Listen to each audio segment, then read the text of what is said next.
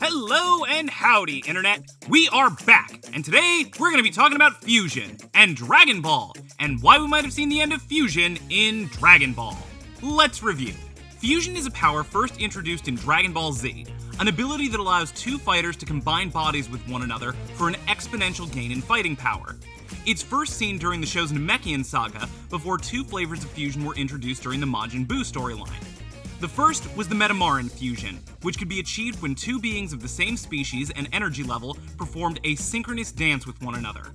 If performed correctly, the powers of the two warriors would multiply by one another, leading to a fighter far greater than either of the original two.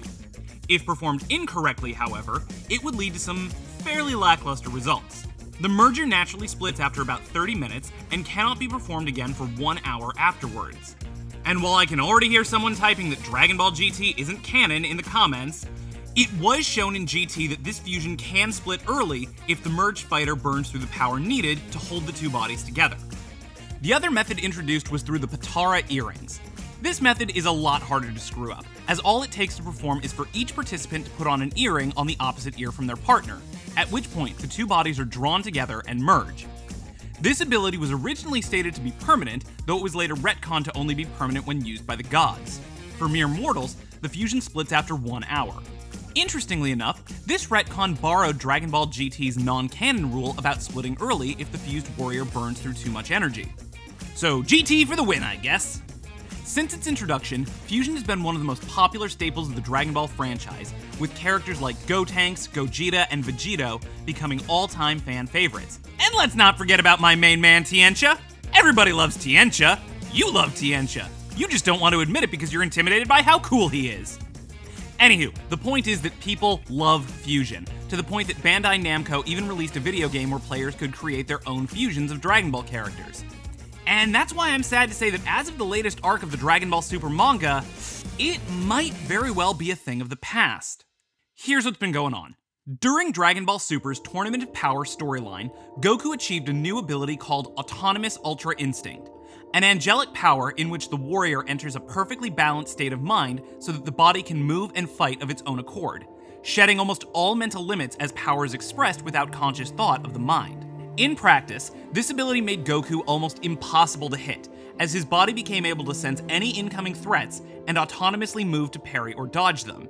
After the tournament's conclusion, Goku continued training to develop this divine ability, first with the angel Whis, and later to a level of mastery with the angel Miras. Upon seeing Goku use this power for the first time, Vegeta attempted to clear his mind and allow his body to guide the flow of battle, but was unsuccessful in achieving a state of Ultra Instinct. From the get-go, Whis noted that learning to move without conscious thought would prove easier for Goku than Vegeta, owing to the difference in their personalities. Vegeta's overly analytical and emotional nature made him ill-suited for achieving a state of thoughtless movement, and so the prince ultimately decided to pursue greater strength in his own way.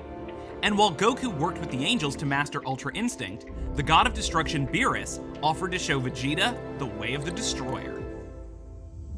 After spending months attempting to harness the power of destruction, Vegeta's training culminated in the Granola arc of the Dragon Ball Super manga, when he unveiled a new transformation that he dubbed Ultra Ego.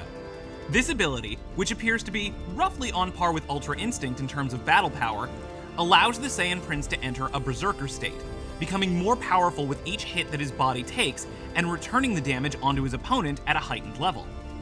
Pain and raw emotion fuel this transformation, sending it to greater and greater heights the more riled up he gets. Now, since the debut of Ultra Ego, Google image search has been littered with fan art of a fused Goku and Vegeta sporting a mixture of Ultra Instinct and Ultra Ego powers.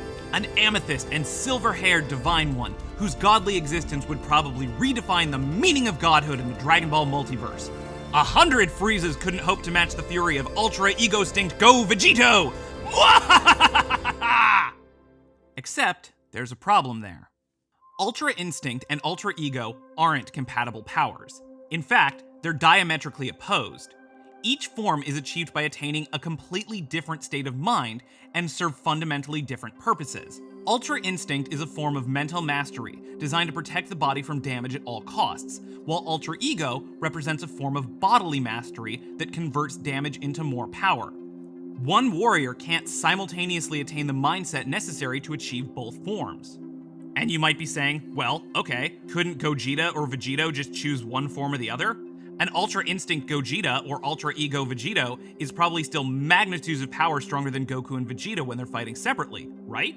And the answer to that is, well, probably not.